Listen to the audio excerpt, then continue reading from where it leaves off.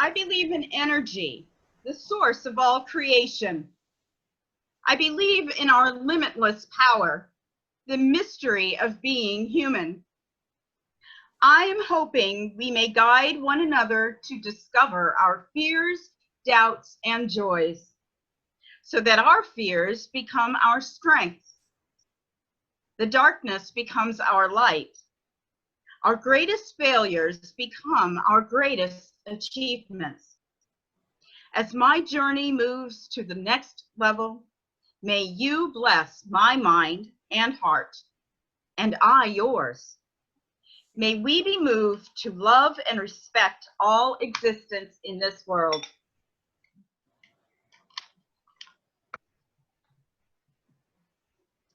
Our gathering song this morning is number 95, There's More Love Somewhere. The words are copied in the chat screen.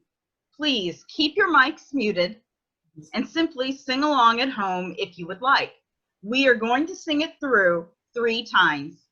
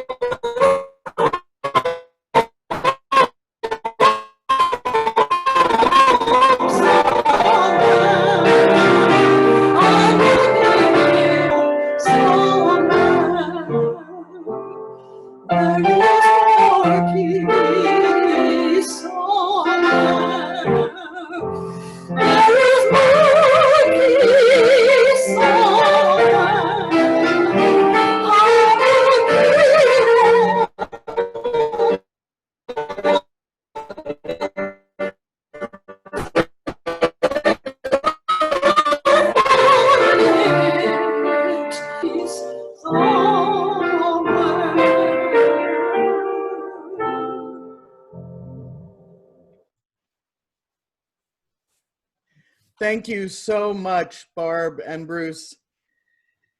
Welcome to our service today, everyone. And as we gather, please take a moment to remember and honor the fact that wherever we are in this country, we are on lands which were built on the traditional territories of indigenous peoples. My home and our church building are built on the land of the Bohote, or the Iowa people. I'm Reverend Amy Petrie Shaw. My pronouns are they, them, theirs. Lyra Halston is today's celebrant. Wave at us, Lyra. Barb Martin is our song leader, and Bruce Martin is our pianist. Ellen Taylor is our pastoral care associate for the day. So if you need pastoral support, please feel free to connect with Ellen. You're welcome to turn your camera on. If you start noticing the video or the audio breaking up, it may be because it's having trouble handling all the video. So please feel free. If it starts getting choppy, try cutting your video out. We are recording this service. At the end of the service, you're welcome to turn on your mic, turn on your camera, and join us in a non-recorded coffee hour. We're talking today about the need for those small oases of calm in our lives. Everyone needs a place where they can find personal sanctuary, peace, stillness, somewhere physical. As Lemony Snicket says, somewhere where the world is quiet there. So come and let us be in community here together and explore the quiet places. Welcome to the First Unitarian Church of Des Moines. My name is Lyra Halston. My pronouns are she, her, and hers. And I am the celebrant for this morning's service. Whether you are with us for the day or here for a lifetime, we are glad that you have chosen to join us here online. Everyone is welcome to join us for a service, whether or not you live in Des Moines or whether or not you have ever been to First Unitarian. Whoever you are, we hope that you will find something here today to help you on your life's journey. We're now going to have a video from the immigration team.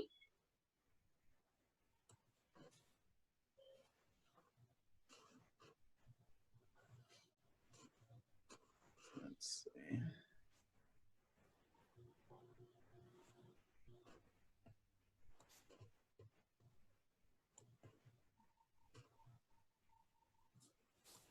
Good morning, fellow UUs.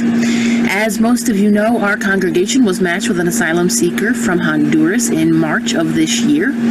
We worked with an organization called Al Otro Lado, which means the other side, to manage her release from Otay Mesa in San Diego, California, as the virus was just beginning to spread through that detention center like wildfire. In a matter of one day, this congregation raised $2,500 to pay her bond and secure her release. We were also able to cover the cost of her transportation and saw a huge outpouring of support in the form of donated clothing and personal care items. Our collective compatriot was well cared for before any of us had the chance to meet her, and that was not taken lightly. She says she feels very blessed and happy to be here in our congregation's care, and how thankful she is to have such an awesome group behind her to support her. This precious woman, Brianna, has been such a joy to host these past 3 months.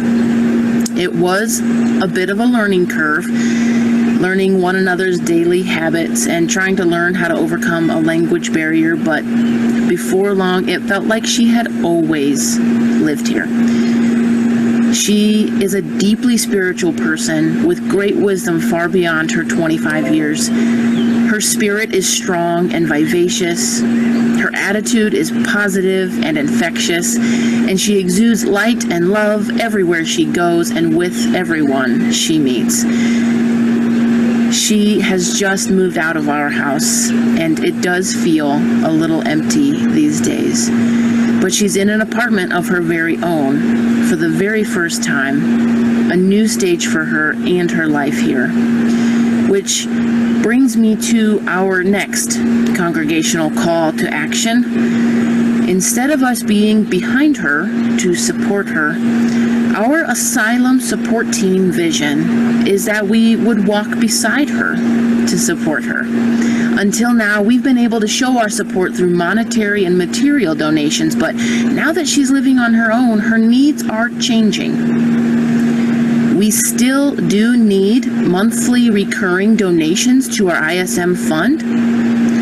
We're short of our goal currently, so do make sure you hop on the church website after service today and pony up. Currently, we are a bit shy of fully supporting our asylum seekers' monthly expenses, something that our church has pledged to do by our congregation taking on the role of sponsoring an asylum seeker.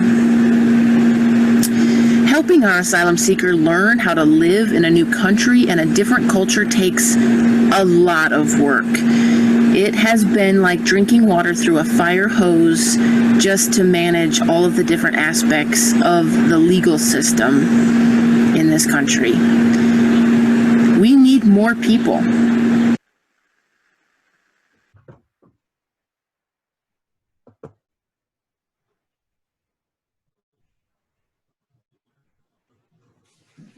Who can help step in and be a resource for her. We currently have a team of folks supporting Brianna in different aspects of her life here. We could use more people on our team to run errands, make and manage medical appointments, and other roles that will only be determined as we find our way through this process together. But in addition, we could also just use some nice people to reach out and support Brianna's social and emotional needs. She loves clothes shopping or shoe shopping, makeup tutorials, but also bike rides or walks in the park. She loves cooking and wants to learn more. Badminton, cats, dogs, and even horseback riding. She mentioned that specifically. She would horseback ride in Honduras, and she would always speak of that very fondly. We need people who can engage with her in authentic ways, as you feel comfortable, of course, in this global pandemic. She, like the rest of us, has been isolated during this time of COVID-19 and has only made a few connections here in our community. And she is a highly social person, so I know that this part has been especially tough for her. If you don't speak Spanish, never fear.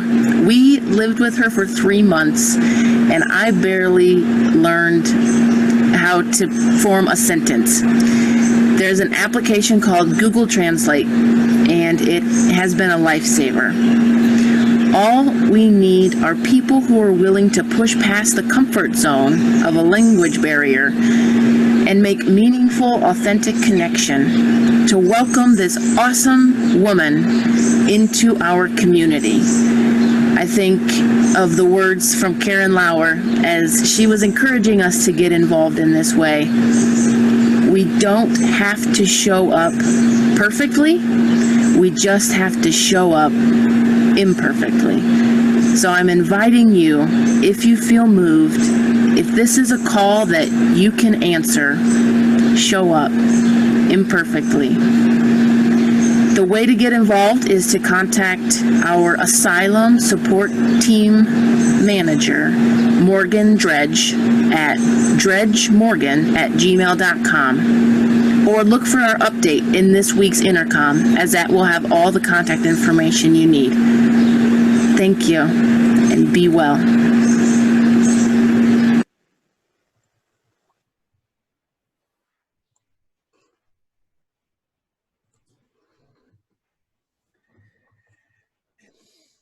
Thank you so much for that wonderful video. I've met Brianna online, and she is awesome. So if you are in any way compelled by the idea of joining that team, please, please do so. Our time for all ages today is a new story that most of you probably won't have seen. It's called The Ocean Dream, and it's by author Nithu, who is Vietnamese. And the illustrations are stunning. So I'm going to share my screen, and let's see what you think of this one.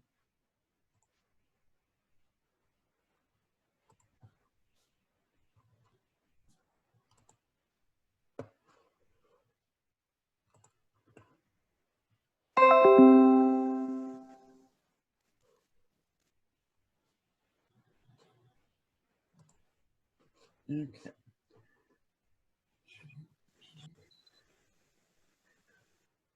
Coral loves to explore her river. She spends hours playing in the clear blue water. How many rivers are there on Earth? Coral wonders. Where does this river lead? I wish I could swim to the ocean. One day a rainbow fish appears struggling in the river grass. I've never seen such a beautiful fish, thinks Coral. Let me help you, little one. The fish swishes its tail. Come with me, she says. You saved me, and so I will share with you a gift from the ocean. A gift from the ocean? Coral dives into the river and cool water swirls around her body. Coral and the rainbow fish swim and swim and swim. They keep swimming through the river, over an enormous cresting wave and into the ocean.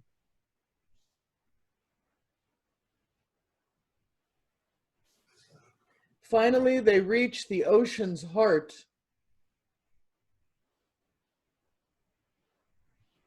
Coral can barely believe what she sees.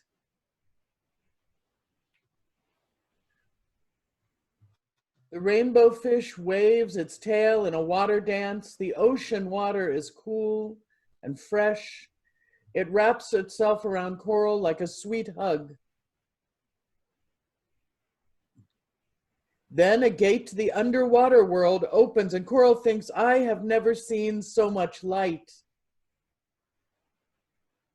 Welcome to our world, beautiful explorer, the fish say. With this crown, you are now one of us.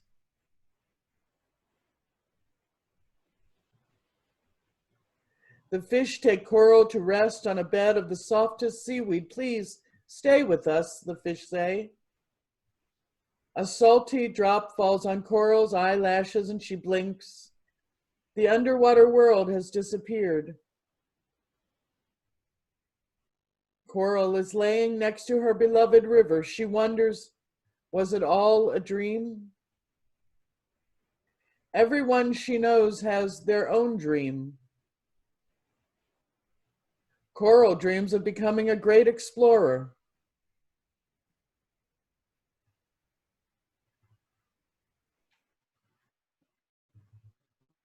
Rainbow fish, I will return to you, Coral whispers. Someday I will return to you.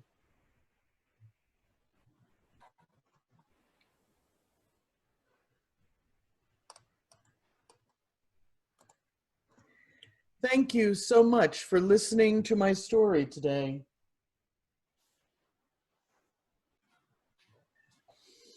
Our offertory, of course, is done with my normal skill and solemnity. A multimillionaire threw himself an amazing birthday party in his garden beside his pool. During the party, he grabbed a microphone from the DJ and he announced, friends, I have a deal for everyone here. You see the pool over there? Well, it has 2 hungry alligators in it. I will give anything I have, up to $1 million, to the person who can swim across the pool and come out alive. And as soon as he finished his last word, there was a sound of a huge splash. It was the local UU minister, and he was in the pool swimming as fast as he could and screaming with every stroke.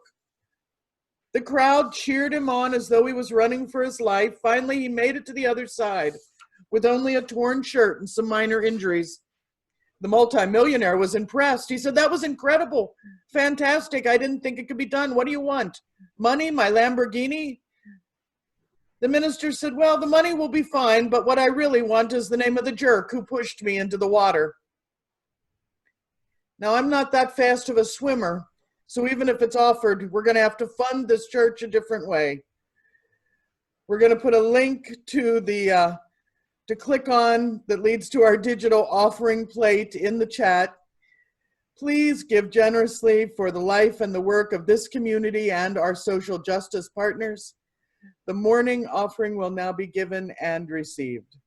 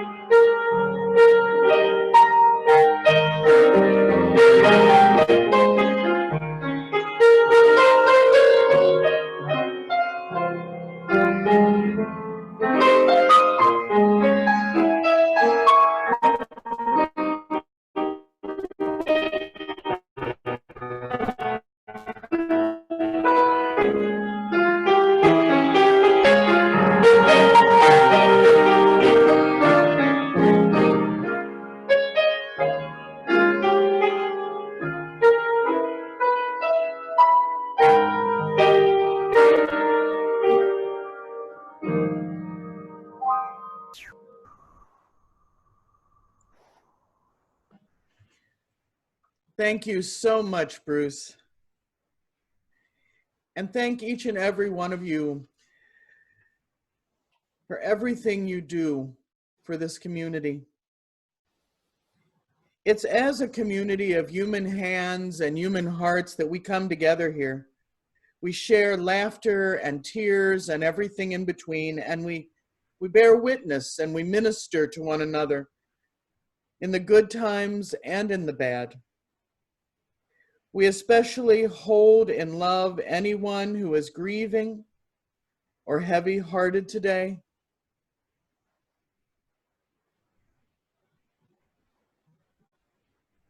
Let us bring into this moment anyone we know who could use some special care and attention.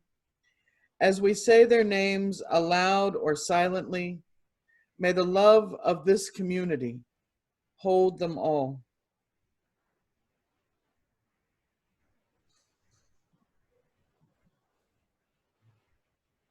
Please feel free to put the names of anyone that you want us to hold in our hearts in the chat.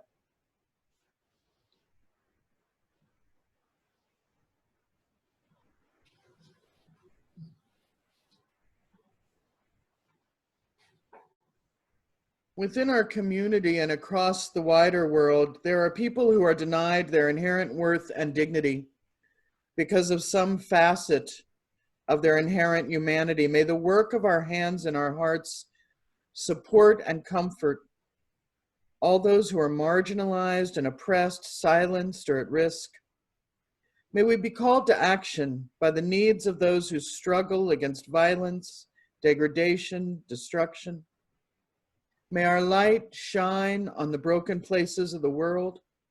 May we journey in solidarity with all of those who fight for equity and justice in human relations.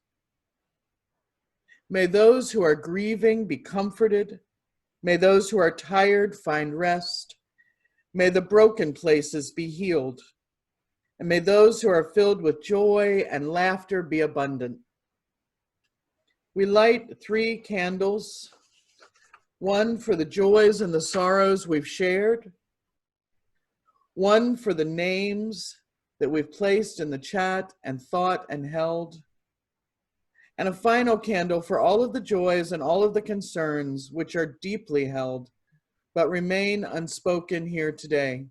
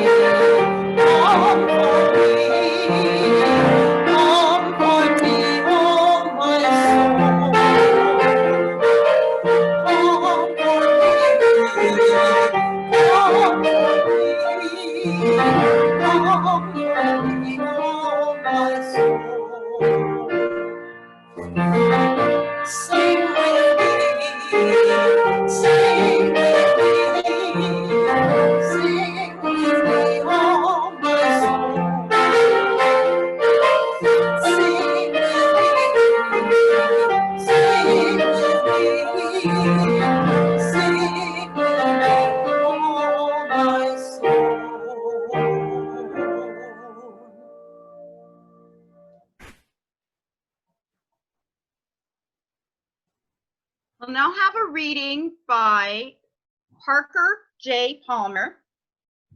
This is Seeking Sanctuary in Our Own Sacred Spaces.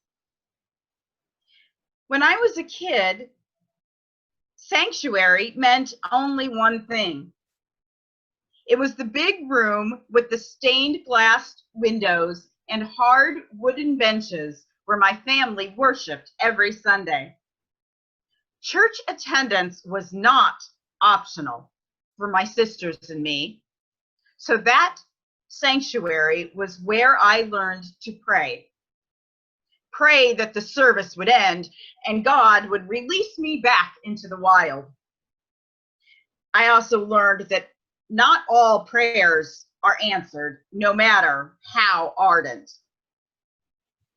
Today, after 77 years of life in a world that's both astonishingly beautiful and horrifically cruel, sanctuary is as vital as breathing to me.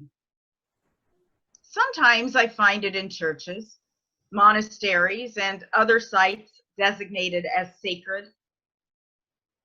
But more often, I find it in places sacred to my soul, in the natural world, in the company of a trustworthy friend, in solitary or shared silence, in the ambiance of a good poem or good music. Sanctuary is wherever I find safe space to regain my bearings, reclaim my soul, heal my wounds, and return to the world as a wounded healer.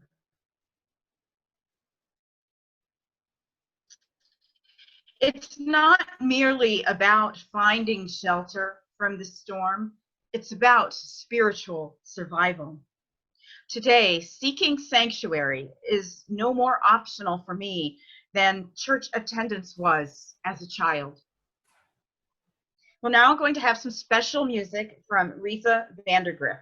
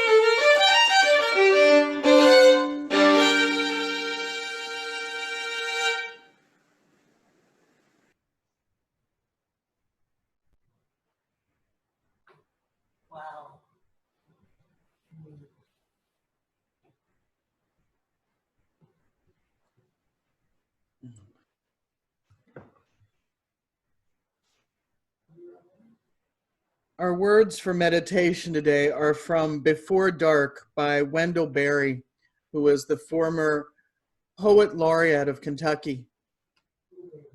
So with that music still resounding in your ears, hear Wendell's words. From the porch at dusk, I watched a kingfisher wild in flight. He could only have been made for joy. He came down the river, splashing against the water's dimming face, like a skipped rock passing on down out of sight. And still I could hear the splashes further and further away as it grew darker. He came back the same way, dusky as his shadow, suddenly beyond the willows. The splashes went on out of hearing. It was dark then. Somewhere the night had accommodated him at the place he was headed for, or where, led by his delight, he came. Please join me in a moment of silence, meditation, or prayer. We're going to try to do 2 minutes today, so please join me in silence.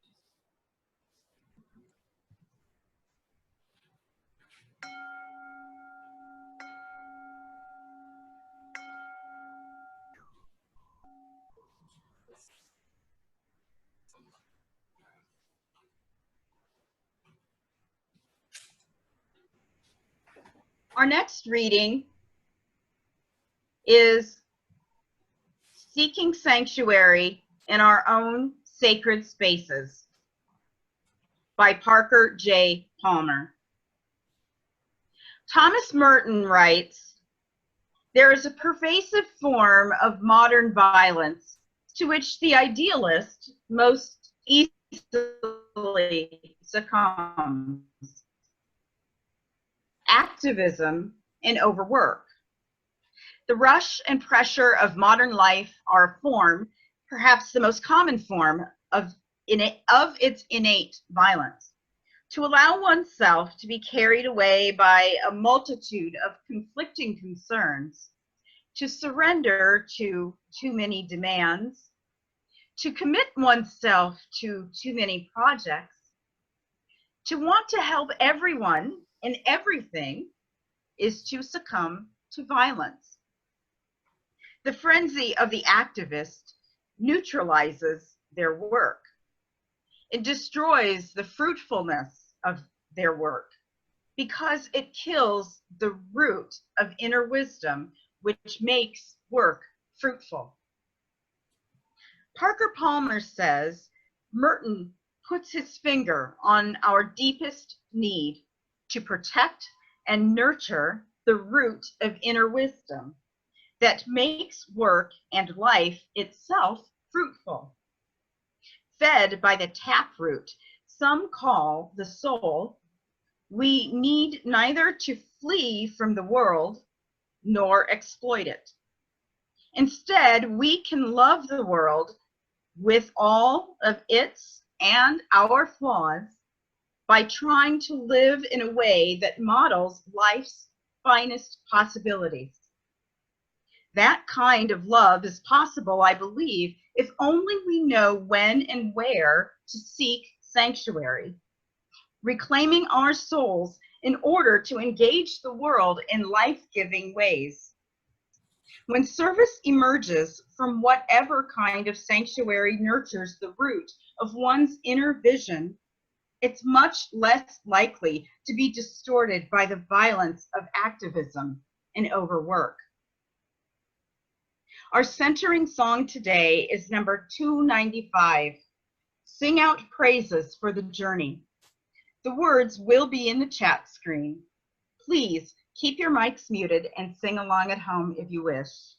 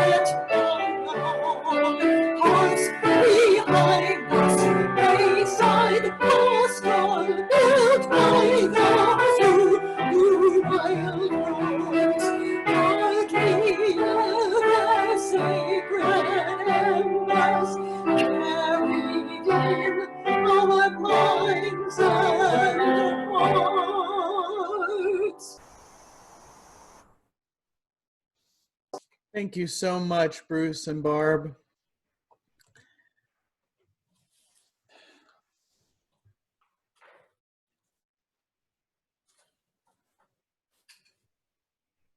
Growing up, I had a younger sister, and my sister Tracy and I had a challenging relationship. It was filled with sibling rivalry and physical violence and often outright hatred.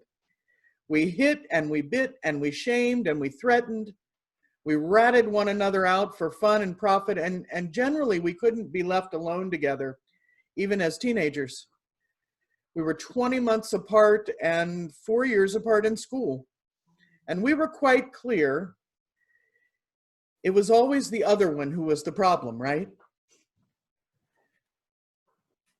When we grew up, we tried to work things out. We talked about how we saw one another and how we communicated together. And of course, as I was then and am now perfect in every way, I struggled to understand what she was trying to tell me about how I made her feel. And then she found a children's book, a kid's book, by Kevin Hankes.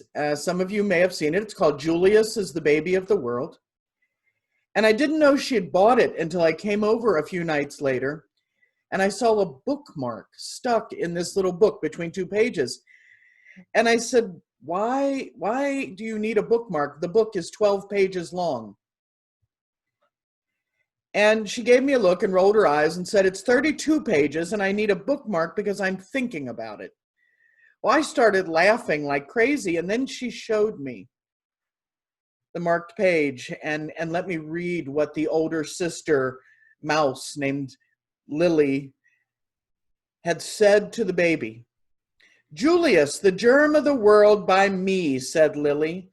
Once upon a time there was a baby, his name was Julius. Julius was really a germ. Julius was like dust under your bed. If he was a number, he would be 0. If he was a food, he would be a raisin. 0 is nothing. A raisin tastes like dirt. The end, said Lily.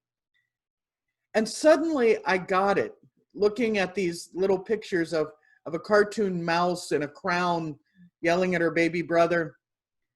I got it, everything she'd been trying to tell me. Not in any brilliant academic way, but right here where it hurt. It was a visceral gut punch. And I said, would it help if I said you weren't a raisin anymore? And then I burst into tears.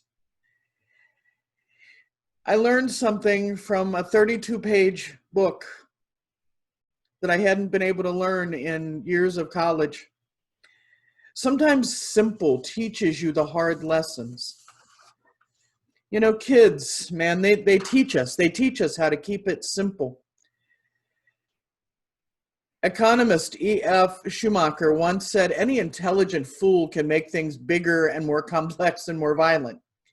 It takes a touch of genius and a lot of courage to move in the opposite direction. Albert Einstein certainly was a genius, and he said, if you can't explain it to a 6-year-old, you don't understand it yourself. And our own UU beloved Thoreau said, I believe in simplicity. It is astonishing, as well as sad, how many trivial affairs even the wisest thinks he must attend in a day. How singular an affair he thinks he must omit. When the mathematician would solve a difficult problem, he first frees the equation of all encumbrance and reduces it to simplest terms.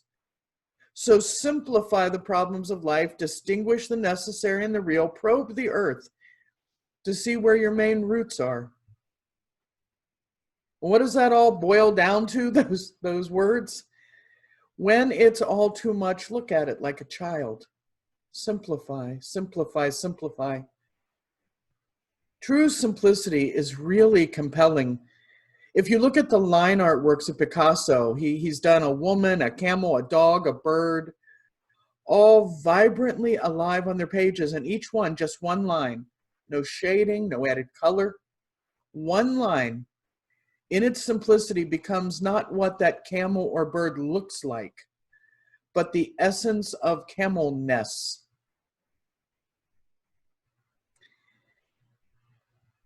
Stop by the children's section of a bookstore or a library or Amazon or Scribe sometime. Look up a book that deals with whatever you're dealing with. See what the books have to say in simple, clear language about the issue. You may be shocked. Take an evening off and watch cartoons. In fact, watch cartoons in a blanket fort. Build a blanket fort. Watch a movie in it. The world feels heavy right now. The world feels heavy a lot. And there's a wonderful Jewish saying that says, you're not required to set yourself on fire to keep anyone else warm. So many of us are doing so much. We do good work in the world. We help people. We do social justice work. We're essential workers. We go out. We're doctors. We're nurses. We're lawyers. We cook and we clean and we care for kids. We grow things in the dirt. We work and we work and we work. We worry. We worry we're not doing enough. It's heavy. But we have to care for ourselves too. We have to nourish our hearts. We need comfort. Sometimes we need simple. In her article for an online magazine called Super Simple, Grace Celia's Bull wrote, "We all need somewhere to retreat from time to time. Both child and adult alike, the world can sometimes feel big and overwhelming." And boy, that resonated with me because it all feels big and overwhelming right now. The world can feel big and overwhelming. Blanket forts offer a space to process everything. Can be a tool for contemplation or energy-releasing play. Maureen Healy, the author of The Emotionally Healthy Child and child development expert at Growing Happy Kids, told Romper magazine, oftentimes children feel like they're being nagged to do things. Brush your teeth, do your homework, walk the dog, so on. Being in your own private fort allows you to get away from the pressures and requests of life, which is a good thing, but we're not just talking about children. Adults have all those same pressures and a million more, and sometimes you need to comfort your own heart and escape to somewhere where you feel cradled and comforted and free to take a deep breath and calm your mind. There are multiple medical and psychological studies that talk about human nesting, that urge to tidy and clean and make cozy space that happens generally as a person nears their pregnancy due date. But Ashley Abramson points out in her article there's a psychological reason you want to nest, that nesting can happen a lot of other times too, especially when people are stressed or worried or frightened. It's literally built into our DNA. When everything is changing, when everything is too heavy, build a nest. Build a cozy, clean, clear space to be in. It's built into our DNA. Dr. Laura Markham writes, home, which once served as our refuge, is no longer a sanctuary for most of us. We return home to a deluge of mail and bills and telephone messages and chores. Cell phones and email connect us constantly with the outside world, at the same time interrupting our contact with our families. In some homes, the TV is on, constantly blaring news of upsetting events. To flourish, we all need a safe space, a safe place, both physically and emotionally, to be in, to come home to sometimes. Sometimes simplest ideas make the biggest difference. A blanket fort can be a state of mind. You don't have to really drape blankets over a couch or table and put cushions inside, though I highly recommend it. It's quite a lot of fun. But you don't have to really do that.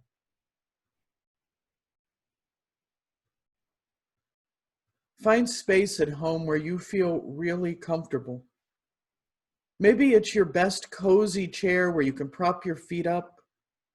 Maybe it's on your bed. Maybe it's at your desk, surrounded by your books and your desk tchotchkes. Maybe it's on your couch and your favorite soft clothing with a big quilt. But here's the thing, you have to let yourself enjoy it. Choose a time to be in that space and enjoy the full time. Schedule it in if you have to. Don't jump up to handle all the things. All the things will still be there in an hour. All the things will still be there in 15 minutes if that's all the time you have. The world is heavy and you need comfort to go on sometimes. So give yourself permission to make nests as you need them, to find your place where you are warm and safe and totally in control, even if only for a little while. Read a book that doesn't challenge you in the least. Read a comic. Watch terrible, meaningless TV, play a silly video game, engage in a hobby that has no value that you can find other than that it comforts and amuses you. Sing badly. Eat a piece of cake. Find that comfy chair and some soft slippers. There's a TV special, Elmo Saves Christmas, and the baby Muppet Elmo is given one wish, anything he wants. And he wishes for a glass of water. And when asked why, he says, because I was thirsty. You can't do all the things you want to do in the world. You can't show up in all the ways you want to show up if all you can focus on is how thirsty for relief from the pressures of life you are. So get out your blankets, make some popcorn, and drink deep of a little peace. Thank you.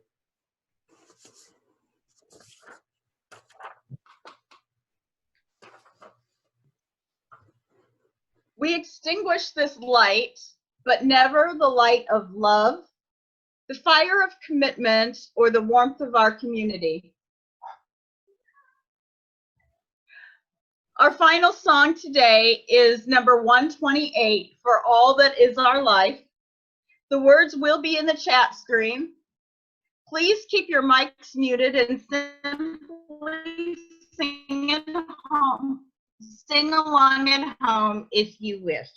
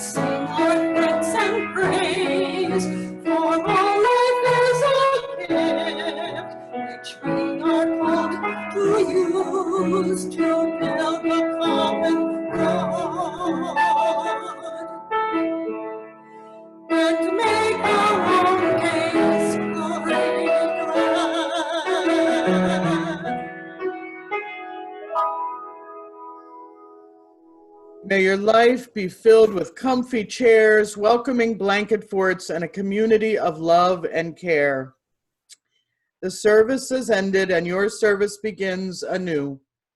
Peace, ashe, and may it be so.